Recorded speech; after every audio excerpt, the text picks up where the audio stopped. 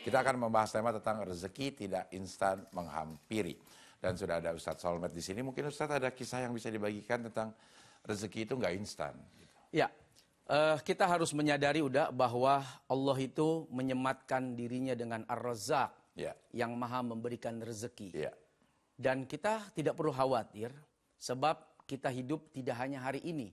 Proses penciptaan adanya manusia, makhluk, dan lain-lain sebagainya jauh, mungkin miliaran tahun sebelum kita ada.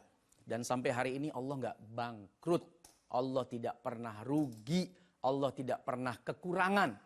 Dari mulai manusia baru 1, 2, lanjut beranak pinak, sampai diciptakan oleh Allah berbagai macam hewan, baik yang masih ada maupun yang sudah punah. Dinosaurus, Brontosaurus, T-Rexaurus, macam-macam tuh. Oraurus sudah. Nah, sampai bingung kita nih. Ini binatang apa lagi nih? Model bentuknya begini. Dari mulai yang di atas terbang di langit, sampai di bawah tanah, sampai di lapisan paling bawah laut yang hitam pekat. Allah tidak pernah kewalahan untuk memberikan rezeki kepada setiap makhluknya. Dan ini yang pernah ditanyakan oleh Nabi Allah Musa alaihissalam kepada Allah subhanahu wa ta'ala. Wahai Allah, bagaimana engkau mengatur rezeki kepada makhlukmu? Lalu Allah memerintahkan kepada Nabi Musa untuk memukulkan batu besar. Dari setiap pukulan, pukul lagi, sampai kemudian Nabi Musa melihat ada makhluk kecil di dalam batu itu. Sebegitunya Allah tidak melupakan makhluk yang ada dalam lapisan batu yang besar itu. Ternyata di dalamnya ada makhluk yang bersembunyi. Dan Allah nggak pernah kewalahan. Kenapa kita takut? Kehilangan rezeki, kehabisan rezeki, tidak kebagian rezeki. Sementara yang tersembunyi saja, rezekinya masih ada. Dan di situ Nabi Musa sadar betapa sesungguhnya Allah subhanahu wa ta'ala betul-betul menjamin rezeki setiap makhluknya. Tapi kita harus berusaha untuk mencari rezeki itu. Atau ya nunggu aja, emang udah dijatahin nih rezeki cuma segini gitu, atau gimana Ustaz? Ya, ada memang makhluk-makhluk yang tidak perlu mencari tapi didatangkan rezekinya oleh Allah Subhanahu wa taala.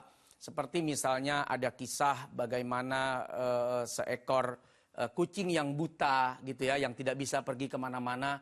Lalu kemudian ada kucing lain, ketika ada ulama memperhatikan kenapa dia bolak-balik dari dapur pergi ke satu tempat, ternyata kucing ini mengantarkan makanan. Dan itu semua adalah insting yang dititipkan oleh Allah subhanahu wa ta'ala untuk makhluknya dalam mengantarkan rezeki. Bahkan ada kisah, dia pengen tahu bagaimana rezeki itu pasti dikasih oleh Allah subhanahu wa ta'ala. Sampai dia mencoba bersembunyi di balik sebuah perbukitan yang sangat-sangat jauh dari manusia. Sampai kemudian ada rombongan raja kesasar gitu loh. Inilah rezeki. Padahal nggak ada manusia yang lewat, tapi di satu waktu kemudian ada rombongan kafilah, rombongan raja kesasar, ngelihat ada orang ini kayak udah kelaparan, dikasih makan nggak mau nyuap, sampai disuapin, masuk tuh rezeki. Sebegitunya Allah menjamin rezeki orang tanpa mencari. Kalau mau bicara soal ada nggak? Ada. Ternyata diam saja datang rezeki itu. Dia ingin membuktikan betapa Allah tuh menjamin sudah urusan rezeki seseorang. Iya. Tapi kalau kita sih harus mencari rezeki memang ya. Harus berusaha untuk menjemput rezeki. Memang udah disebarkan rezekinya. Tapi kadang-kadang kalau kita nggak bergerak, nggak datang juga itu rezeki. Ada rezeki yang memang dia sifatnya pemenuhan kebutuhan. Udah diem aja di rumah sakit, tetangga pasti bawa ke rumah sakit. Dianterin tuh ke rumah sakit, dimasukinlah infusan, itu rezeki.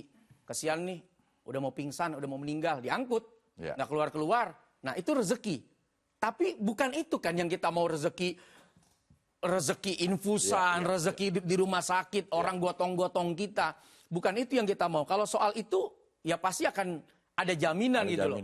Satu waktu kalaupun udah diem aja di rumah, lunglai, bisa aja orang kemudian tahu kenapa nggak keluar-keluar dari kamar nih. Kenapa kok biasanya rame kok jadi sepi. Didobrak pintunya udah lemes, dibawa ke rumah sakit, terus kemudian diobatin. Itu juga rezeki. Tapi bukan itu yang kita mau, rezeki sebagai bentuk jaminan.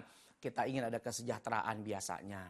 Pengen dapat rumah, pengen dapat pendidikan yang layak, pengen dapat mobil, pengen dapat harta dan lain sebagainya.